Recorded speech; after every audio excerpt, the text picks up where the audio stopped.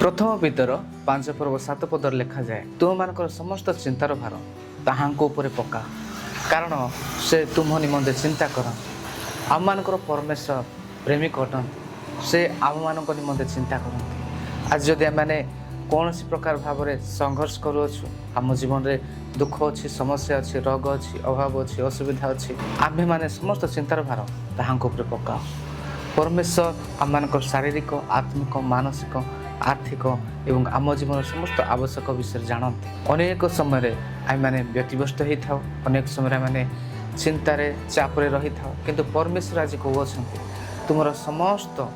बोझ मत तुम्हें दे दियो आओ मु तुम मान समस्त बोझ नहीं तुमको मु स्वाधीनता देवी तुम मान समस्त समस्यार समाधान करी से स्थिर मन रुहतु परमेश्वर को निजर हृदय निजर मन निजर जीवन को दे दिंतु से आपण जीवन में आश्चर्य कार्य करेंगे।